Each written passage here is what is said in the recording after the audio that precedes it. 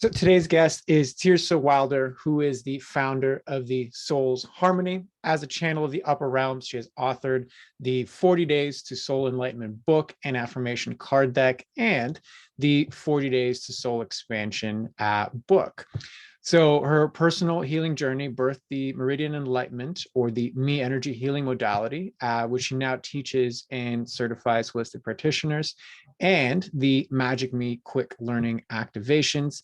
Tearhsa is also a conscious living mentor, creator of the It's My Damn Life, the 3 Steps to Personal Peace and Power program, and also the weekly host of Tuesdays with Tearhsa. So Tearhsa, thank you very much for being on the show today. How are you doing? I am great, Jessica. How are you? Thank you for having me. You're very welcome. I always like to say I'm a solid 8 out of 10, doing pretty good with some room for improvement. So that's like my sweet spot as far as how I am. So I'd love for you to break down for us, how you got to doing what you're doing and what you're all about, just because, Hearts and Entrepreneurs is somebody who I work with quite a bit, which definitely includes the spiritual, practitioners and transformation people that are involved in that. So I'd love for you to break that down for us and kind of give us the context. Well, my journey began well over a decade ago when I was just completely broken, physically, mentally, emotionally, spiritually. Many things in my life had come to a peak, and throughout most of my journey, I had ignored myself and had no self-worth. And I hit the floor, and that was like 2009, I believe it was. And at that point, I decided that nobody's going to help me but me. So I've got to take care of me. So I went inside. I went internally to heal. And during this healing process, I would sit still and just connect and listen to my body and listen to my guidance. And I began feeling the energies. I had no idea what energy healing was even all about. I never even heard of it, actually. So, but I could feel things going on within my body and myself. And then every time I could feel something release, I felt better. I would get up and I'd be like, oh, wow, I feel more alive. I feel like I'm finding out who I truly am. And all of these energies were coming and going for me through a triangle portal. So I continued doing this process for myself. And eventually, well, I do channel. Are you familiar with what channel means? Okay, a channel spirit. And as I continued to hear, I started hearing the positive and the light rather than the yuck and the muck that had been haunting me my whole life. So I was pushing that aside and pulling in my true guidance. And then I was like, what is this energy? What's going on? What is this that's helping me, healing me, releasing all this negative and bringing in, all the positive? And through channeling, I learned that it was called the Meridian Enlightenment energy. That's what I was told to call it. And I eventually got down, it was patterns of using the triangle. And so I eventually, with my channeling, wrote all that down and created it's a 3-level program, Meridian Enlightenment. I call it Me, Meridian Enlightenment Me. It's because it's me healing me, where you can do a level 1 of healing yourself. You learn these movements on your own and you heal yourself. Level 2 is a practitioner, so you can offer it to others. Level 3 would be the master teacher. And then I also have the Magic Me, which you mentioned. Those are pre-recorded activations of myself as the practitioner, that if they're done for you. MP3s, basically, where you can just listen in and receive all the benefits on your own. Part of my healing process also was asking God, universe, source, what's my lesson for today? And I would sit down for over a year and I would write every morning. And I missed a few mornings, but I was pretty good for a little over a year. And then I took all these writings and by listening again, created my first book, 40 Days to Soul Enlightenment, and the Affirmation Card Deck that accompanies it. And then it was 2017, I believe it was. I was sitting here in this house and I was like, oh my gosh, what's going on? All of a sudden, I barely ate, I barely slept, I barely did anything. I just, all I could do was write. I would just write. And every time I would write something, I would reread it. And then I I would laugh, I would cry. It was just overwhelming, the lessons that I was learning from spirit, from guidance. And that manifested into my second book, 40 Days to Soul Expansion. And so throughout my whole decade, more than a decade of learning, healing, growing myself, that's how I birthed the It's My Damn Life program. It's a 3-step program. It's about mastering mindset and connecting, channeling with spirit and yourself, your divine self, and then living your life purpose. Because now I get to be like super happy Tearhsa. And I just wanted to put that shortcut out there for everybody. That's a beautiful, beautiful story of like, and I mean, it follows this archetype or this arc that I hear quite often on the podcast where, you know, part of that sentiment of like my mess becomes my message, right? I went through this painful period, but what surfaced out of it was the lessons I needed to learn to fully express what it is that I'm actually here to do. And when I was listening to your story and everything that got birthed from it and the channeling and the process that came out of it, like that's kind of what was surfacing for me. So thank you for sharing that. Yeah, absolutely. And what I'm curious now then is, you know, 10 years is obviously not a small amount of time. So this isn't like I just started doing this yesterday and like I'm having fun with it. You know, it's more than enough time to consider yourself a master practitioner at this.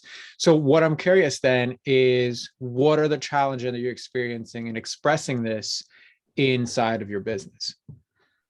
The challenges are attracting clients, attracting my market to me, and getting myself out there. I love sitting here in my office at my desk, just creating, making the It's My Damn Life program, you know, creating courses, writing books.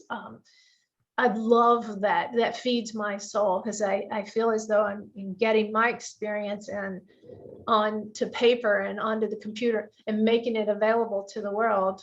And it's all out there floating around, and I'm not reaching the audience. I'm not reaching the masses that I truly believe that it could assist.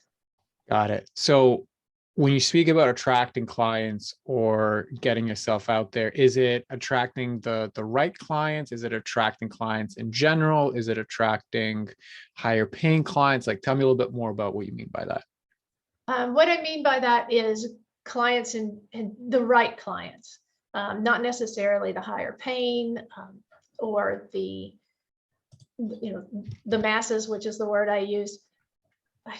It's more zeroing in on my audience, and I have that in my mind. I know my audience. I've brought myself, you know, to the paper to find out, you know, to break that down, to find who my audience is. My challenge is getting myself out there and reaching those people instead of sitting here creating. And I'm, as I had shared with you earlier, I have bridged myself. I've pushed myself to go out there. So I have a few events set up that I'm doing that hopefully will bring me out of my office and into the world. Absolutely. So would it be accurate to say then it's less about, like, the issue is less about attracting their clients, it's more about actually getting out there so that you can be positioned to attract the clients that you know you want? Yes. Okay. And making that connection, that personal connection. Got it.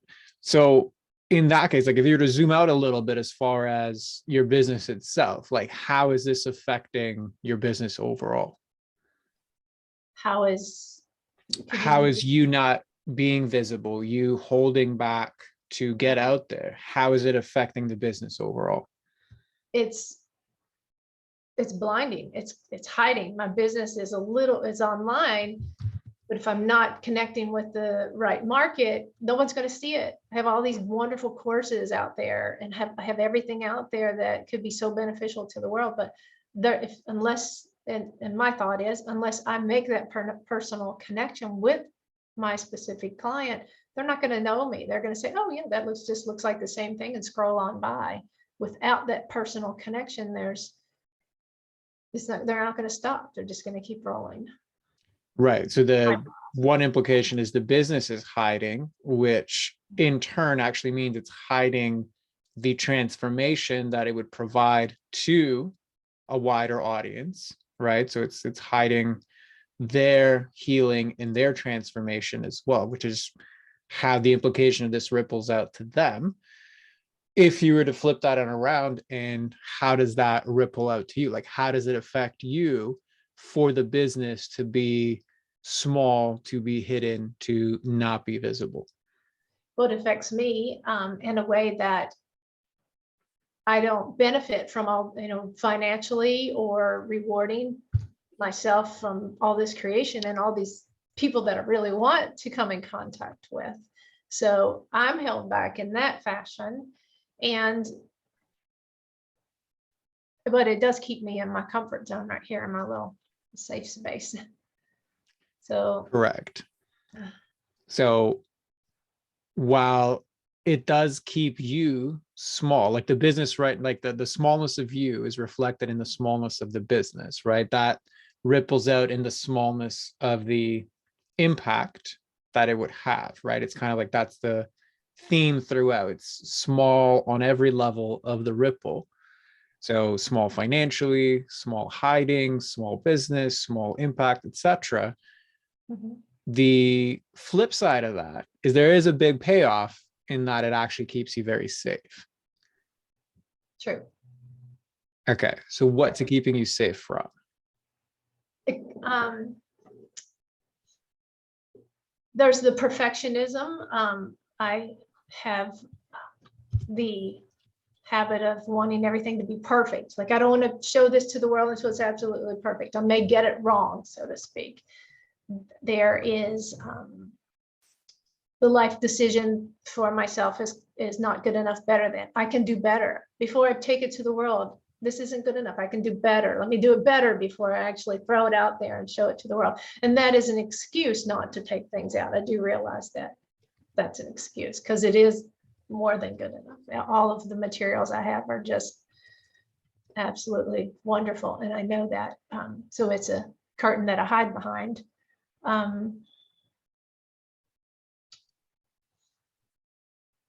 guess that's the primary thing. I love the creation part. To go out and do the things that I am scheduled to do, the expo and the summit, I'm exposed. I may say the wrong thing.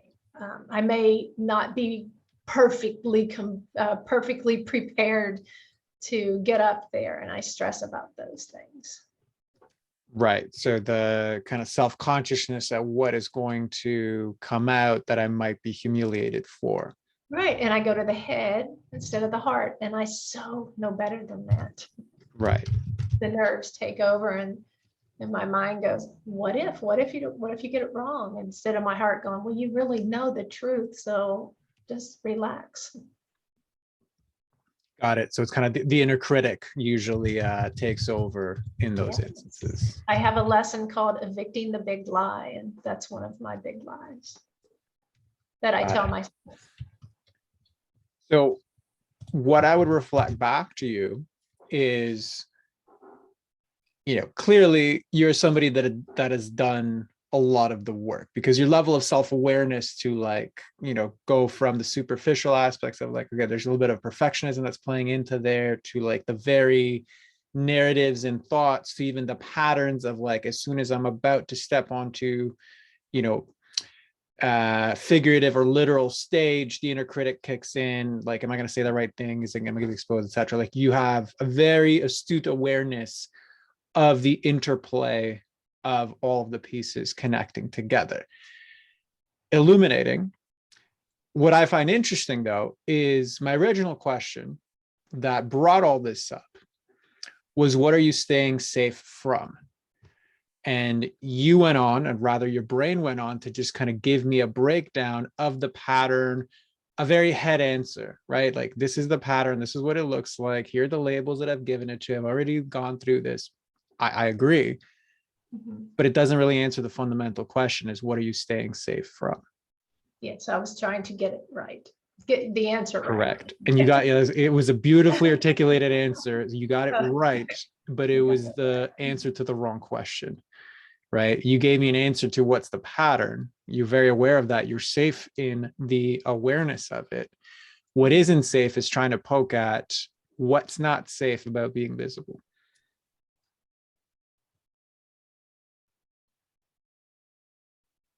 Getting it wrong, saying the wrong thing, misguiding someone. And if you were to get it wrong, then fill in the blank. If I were to get it wrong, it may, rather than being a positive impact and a positive thought for someone else, I could misguide them and they would be off doing, and it would be my fault, of course, because I told them the wrong information. And I know better, but it's. So tell me more about that. What do you mean when you say you know better? I know that I can say whatever I want to say, but you, the next person, whoever I speak to, their actions are their actions. They're not a reflection of me or what I said. Mm-hmm. But Yet. you understand that intellectually, right? We all have free will. It is like the highest choice that we have. Whatever it is that you say, it's on the other to actually take that, interpret it, or act on it however they see fit. That is within their free will paradigm, right? That is within their free will existence. Yes, correct. But emotionally, there is a fear that your guidance, moving them into what you have prejudged to be the wrong direction, is not just a possibility, but a very dangerous possibility that keeps you from acting. So what is so dangerous about the worst case scenario of misguiding somebody? Being seen as a fraud. Like I don't know what I'm talking about. And I truly know that's not true because I'm guided very clearly. There's an underlying fear there of being seen, I suppose. I'm only making that up. So that sentiment of I don't know who I'm, like what I'm talking about, whose voice is that? The head, that's the head. And inside the head, is that your voice or somebody else's voice? It's the mind. The mind's voice, which is a part of me. Mm-hmm. And did the mind pick that up from somewhere? Yes, or was that mind picks that up? That's not the truth. okay? So if you had to guess, where might you think that the mind picked it up from?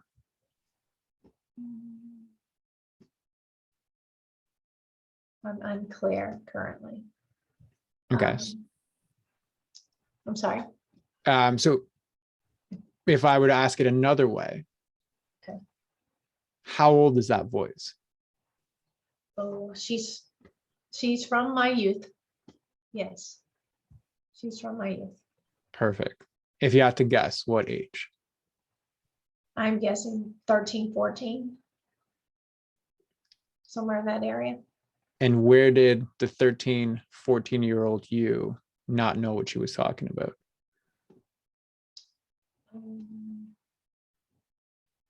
Specific event, I don't recall a specific event. However, I do know that I have been told and when I was in my youth, I had these big dreams, and I was told that I would be just like the rest of my family. Work at the local factory, live in the little town.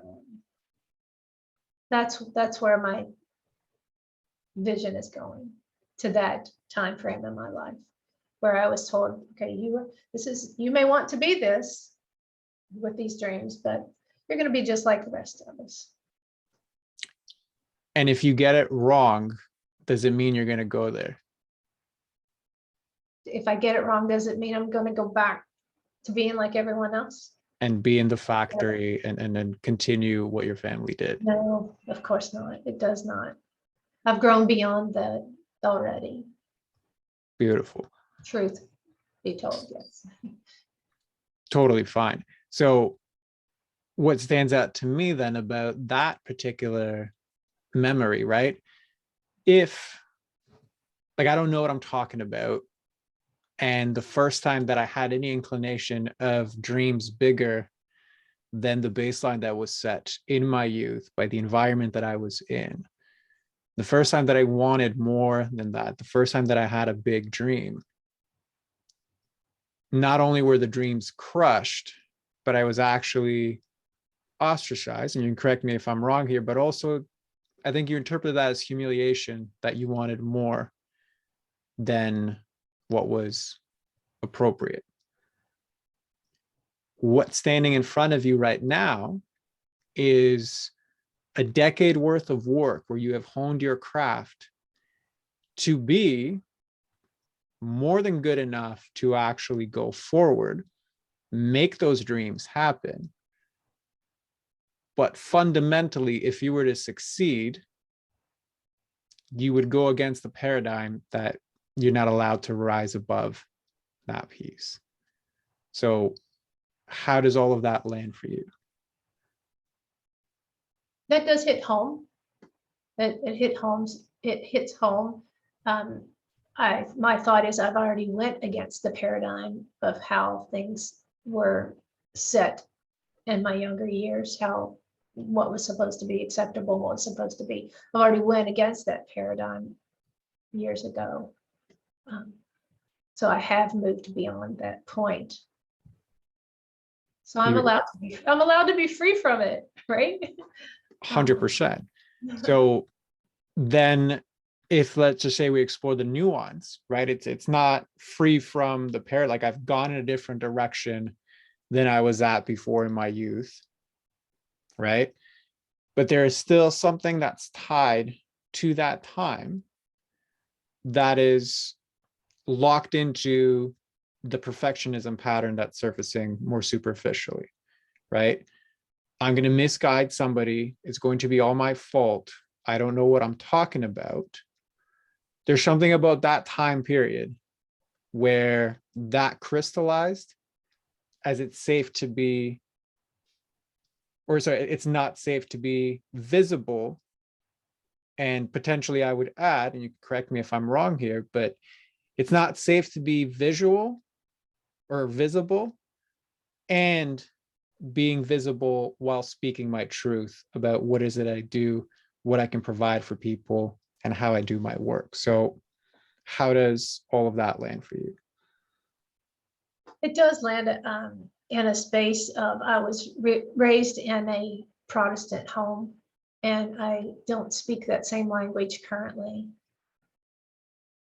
And I've had to learn to come out with my Tuesdays with Tearhsa, with my books, with the work that I'm putting out. I've had to learn to become comfortable speaking my truths and not worry about judgment.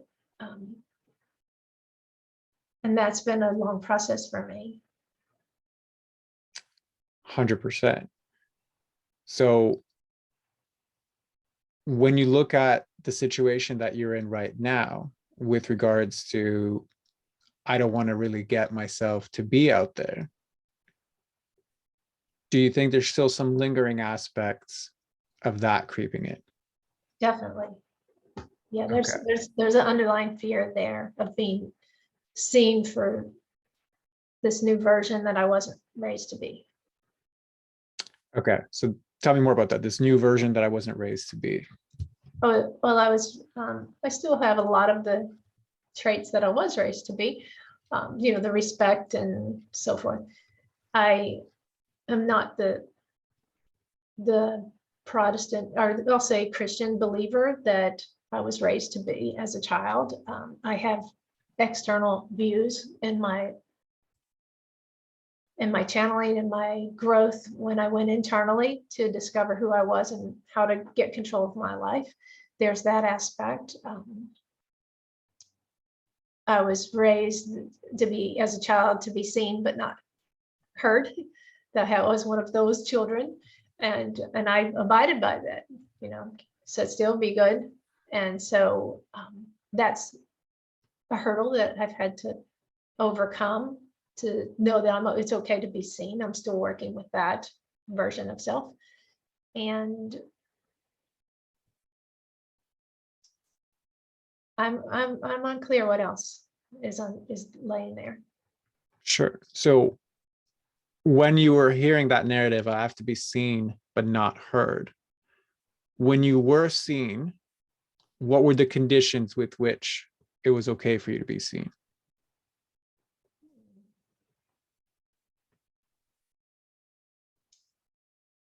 I'm unclear. Nothing's popping in for me. The conditions in which it was okay for me to be seen. Yeah. When was it approved for you to be seen, and when was it not? I believe that was a pattern that I broke as a teenager. I was always the good girl. I was the cheerleader, I always had my hair fixed, and I was a good girl, and went to church with the family, and I did all those things. And then one day when I was 15, became cool, and so I started smoking pot and doing all that stuff. I wasn't staying out all night and doing all those things I wasn't supposed to do. So I became a rebel at that point. It was okay for me to be seen if I was doing the things that I was raised to do. And then I said, no, I'm not going to do that anymore. And I became a little teenage rebel for a little while. I'm unclear if that's the path we're going or not, but that's what came up for me. Yeah, I mean, whatever comes up is relevant, so that is totally fine. So when the sentiment of I believe you said it was like between 11 and 13, and you correct me if I'm wrong, like when we spoke about initially, like, I don't know what I'm talking about, my dreams were crushed, etc. Was that the rebel stage, or was that pre-rebel stage, when I still had the big dreams of who I was going to become and where I was going to go and all of that sort of thing. That's when I was told that it would, I was going to be just like all the other generations of our family, work locally, stay in this little small town. Got it? So that was That was pre-rebel. Got it. So when you were describing that stage, what I heard was there's a lot of like, it's okay for me to be seen as long as I show up proper, i.e. perfect, according to their standards. I had my hair done, I was the cheerleader, I was doing all of the right things, I was a good girl. Right? Well, that was kind of the decision that I had made, that I when I was young at that age, I had a big, bold personality, and I wanted to do everything and be in every organization we had at school. I wanted to do all the things at that age. And so I was kind of living out loud, and I wasn't told, oh, you have to be perfect. That was an internal thought that I created on my own, that I had to present myself as perfect to be a part of all of these things that were going on. And then one day I was like, I don't give a damn. So I just kind of snapped and quit playing basketball, quit cheerleading. I was even taking karate. I quit all of those things and decided that I was just going to smoke pot all the time instead. Beautiful. So I'm unclear what that snap was, but the perfectionism did come from within. It's not like, my grandma told me, oh, do your hair, put on that pretty dress. I wasn't told I had to do those things. It was all internal. It was a facade that I had made up as I was trying to create my teenage character, I suppose.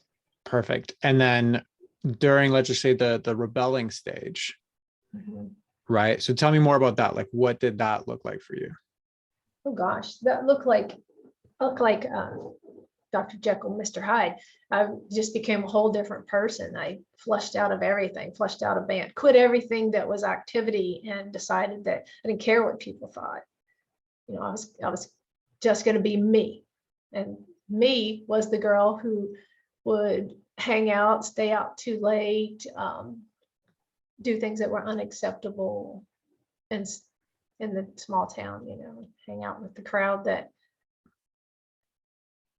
wasn't the jock crowd. I don't know what to call it, the clique where you're doing all the pretty clean things, and I decided that I was going to hang out with the other crowd because it was more acceptable. I felt like I fit in for who I was. Got it. And what about then when those two completed, like those two phases completed, and then like you're moving into adulthood? What was that like? Into adulthood. Well, I did become pregnant by 17. I was a mom by 18, graduated high school at 19, and was on my own in government housing for, what was I? I was probably 21 before I moved out of, the government housing and got, a real job so that I could take care of myself and my daughter.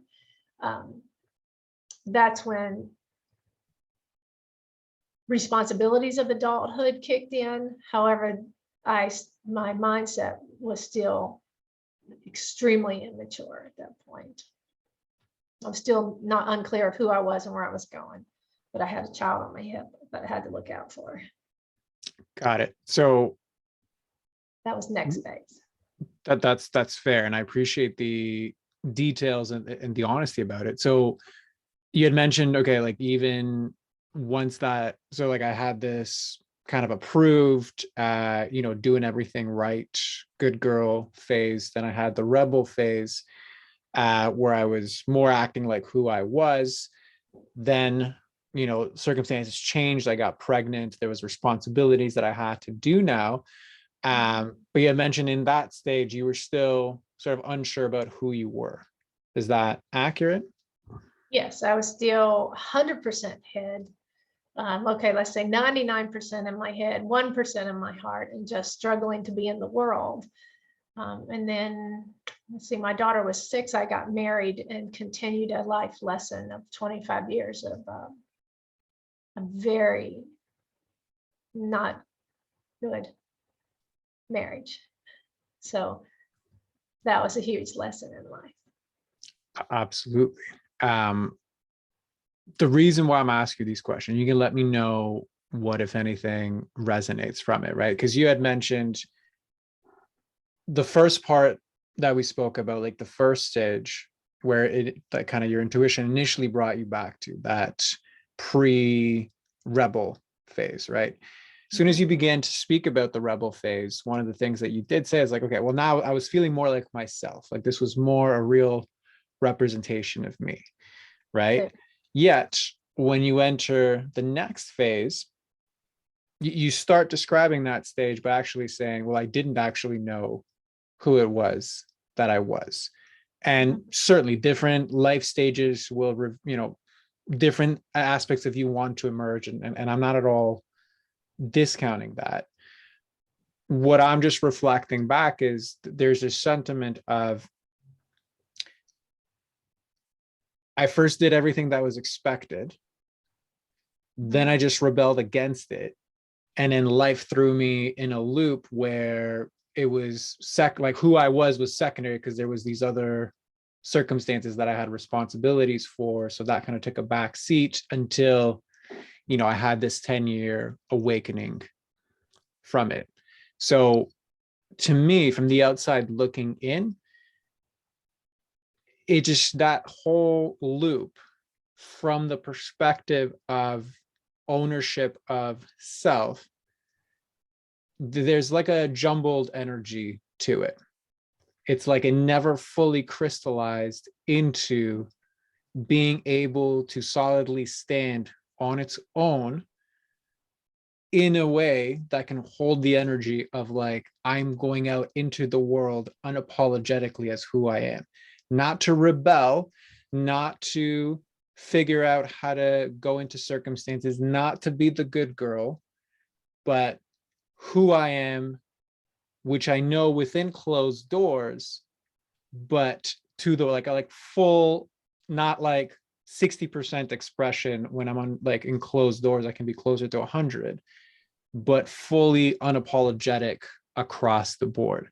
So my question to you then is, how does that land for you when I reflect that back? It does hit home, and I'm making a connection when I spoke about the 25-year marriage that I had. I was that was kind of a seen but not heard position in life also. So it was a repeat of that pattern. It was definitely a repeat of that pattern for many years. And then once I left that situation, that's when I got to learn how to be a full expression of self. Correct. And I think I that's, got here today. yeah, which is, listen, I commend you not just for showing up here today in the way that you do, but just overall, you know, it's the kind of story, like, you know, people write books about, you know what I mean? Like that's kind of what's going on in the back of my head when you were speaking. But I think with regards to the most relevant piece here, it's the overarching theme of all of the segments, right? It is the sentiment of, in key times, the only time that I could actually stand in any way, shape, or form if I was seen, not heard, i.e., I could show up in this box that other people set the standard for. So I had to be perfect. I had to make sure everything was polished. I had to make sure there was nothing to scrutinize and go against. Then I could kind of step into it. But behind the scenes, I'm okay to actually explore who it is that I am. Right. And I think the other key part of like your story here is, as soon as you went into your rebel phase, like, screw this, I'm going to go live my life and I'm going to do it my way. I'm going to be anti everything and rebel against the properness. What surfaced was, for somebody in that developmental age, a lot of responsibility and circumstance change that you could argue was more tumultuous than you had asked for at that time. So it's like the first time that I started to exert myself and really step out into like my own steadfast strength and power of saying, I'm going to show up how I want to show up. That resulted in this timeline that, you know, somebody in that age could argue, this isn't what I signed up for. All I wanted to do was just live my life. Mhm. Right. So again, how does that land for you? How does it land for me? Was that your word? Correct. Yeah. But it lands as truth. It does land as truth, because that is what happened when I first started saying, okay, I'm going to be me. I'm going to do me, whatever that is. So at that age, I'm still learning. At many stages, still learning. And then I got kicked in the teeth, became a mother as a child myself, and that redirected all things. As you had said before, that put me in the back seat. I became second again. Right. Second to, you know, my child. And then when I did get married when she was 6, I was still second. Actually, I was third. I took another step back because I had a child and I had a demanding husband that was number 1. And so I kept living in the shadow. And I left that as, I deemed that as acceptable. I did. Correct. Because it was the safest place to be, right? I have a child. I need to be, you know, with a partner. Things are easier when there's a partner around, even if it's not ideal, like, you know, whatever the narrative was. But I think what's really relevant here is that at each stage, whenever the visibility of you wanted to emerge, something very tumultuous happened. Yeah, and blocked that. And I allowed it. I did allow it. Well, I think you did the best that you could at the time that you did it, right? Like I would argue you survived. You didn't necessarily allow something consciously. If you had known what you know now, you probably would have made different choices, right? Yeah. So I think allowing yourself some grace, I think is probably the best part there. But what I would encourage you to do now, because you are so self-aware, you do have all of these tools, if you could tune in right now and really ask yourself, like, what is it that wants to emerge out of this realization? What within me wants to emerge out of the realization over this last decade of being able to live in my own personal truth? Is that, am I understanding the question? So a little bit beyond that. So what, knowing that I have gotten to where I've gotten to by basically being seen, not heard, and shrinking my visibility to survive at each very key part of my life, knowing that that's my pattern, knowing that right now, the next level of my business requires me to transcend that. If you could intuitively ask yourself what wants to emerge, what's the lesson from that? What do you think that would be? I believe I've connected the dots. That pattern, that seen but not heard, bold girl, reserved girl, beyond that into the 10 years of becoming me, we'll call it the 10, 12, 14 years actually of becoming me. I don't have to repeat that pattern anymore. That's not necessary. I've grown beyond that. I've already brought myself out into the world, and I'm okay. I'm safe. Nothing's ever going to bad happen to me again.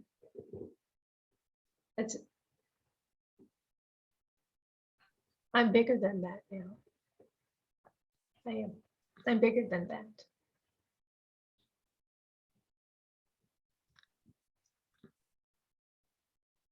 Yes, I'm bigger than that. And it's okay to express myself openly.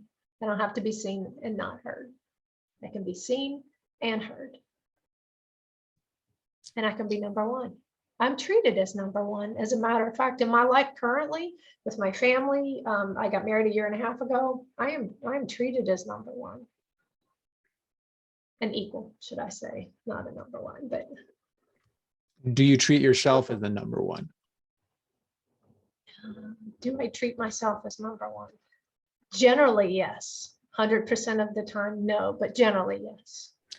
When it comes to visibility, do you treat yourself as number one?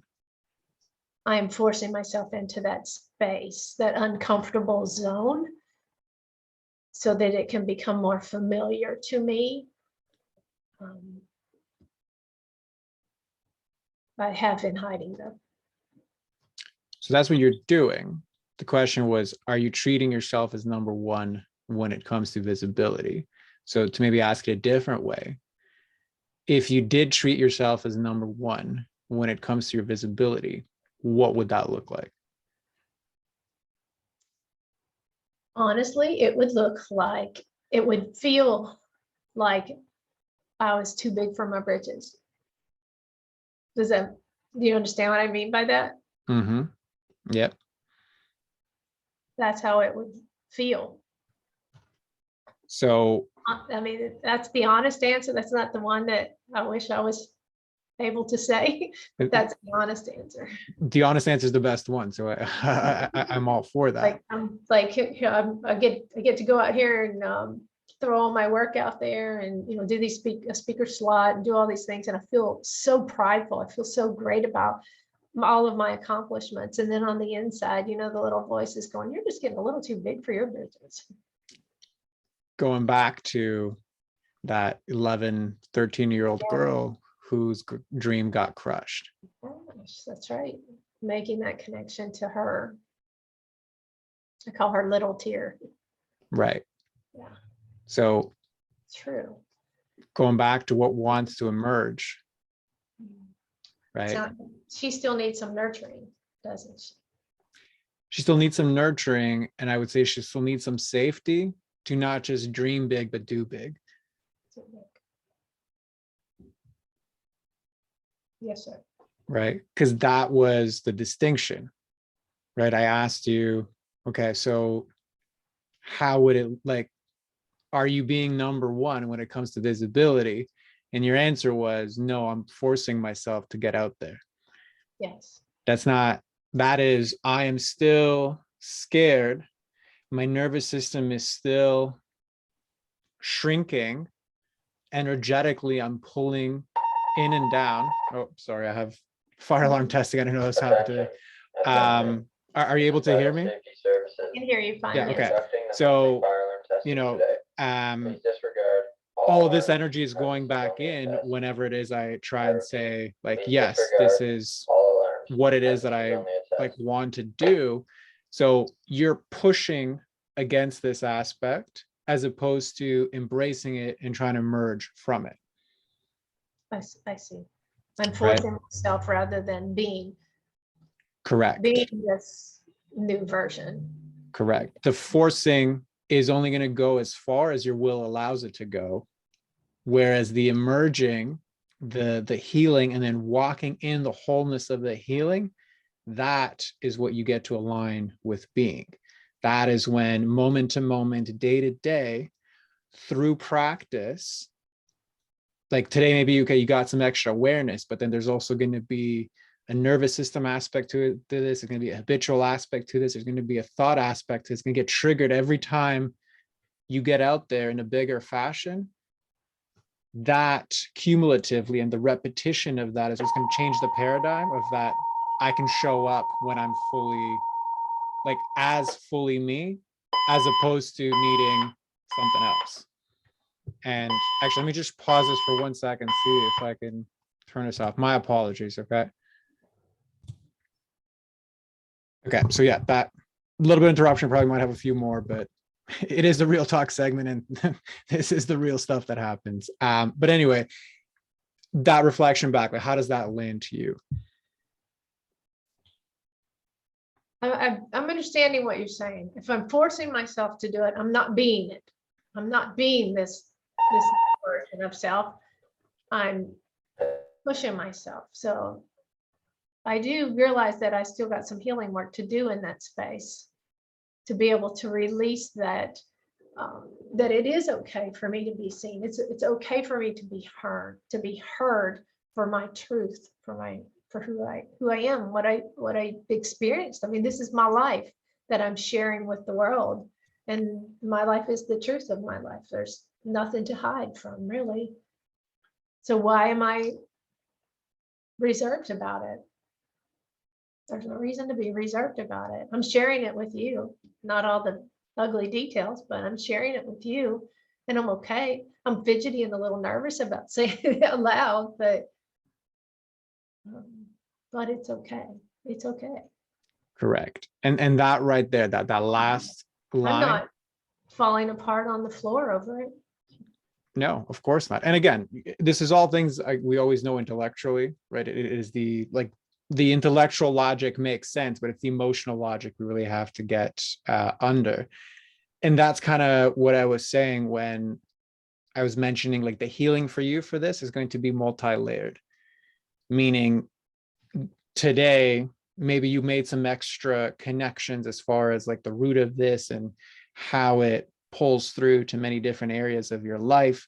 You're seeing how it manifests in the limitation of your business, how you are the bottleneck, or this part of you is the bottleneck to the business growth.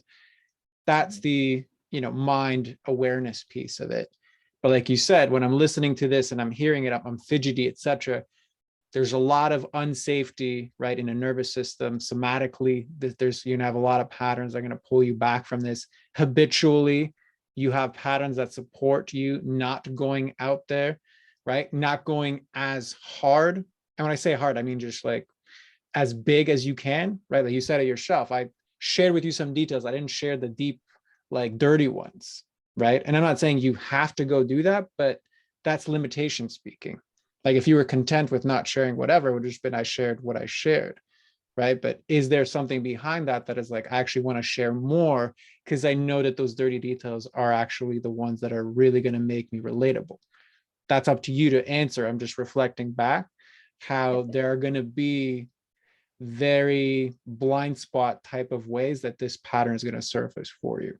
So does that make sense? It does make sense. Because I believe that putting myself in a space of vulnerability is how the connection will take place with other people, so they can see that we're all screwed up. We all go through our own walks. However, one thing that I've learned here, I didn't realize that the be seen not heard and the repeated, and then the rebel phase, and then the marriage of be seen but not heard. I've not put that pattern together before, and well, thank you for helping me to realize that. And I believe that after we complete this session, I can spend some time, some thought on that, seeing that pattern, and to be done with it and not take it forward with me from this point in my career and in my life. And I did not realize the impact of that, those years and that time, and be seen, not heard. What a simple phrase. I had not applied it to myself in that fashion before. And so I can see how that's playing out. That's definitely playing out and staying here in my safety zone. Yep. Yes. Well, thank you for that. And what a beautiful way to wrap it up. So I know we're kind of short on time here. So does that feel complete for you, as far as like this container right here? For this container, yes. For my personal work, I will continue it after we part ways. So thank you for bringing 100%. me Yeah. to that connection and that realization too, so that I can break free of that. That's over. That's the past. Beautiful. Well, love it. Thank you very much for allowing all of us to go there with you. So if you can then just close us off and let everybody know, where they can find you, what's the best place to find you. Floor is yours for that. Okay, thank you, Dresco. I am on thesoulsharmony.com is my website. I'm also on Facebook and at The Soul's Harmony on Instagram.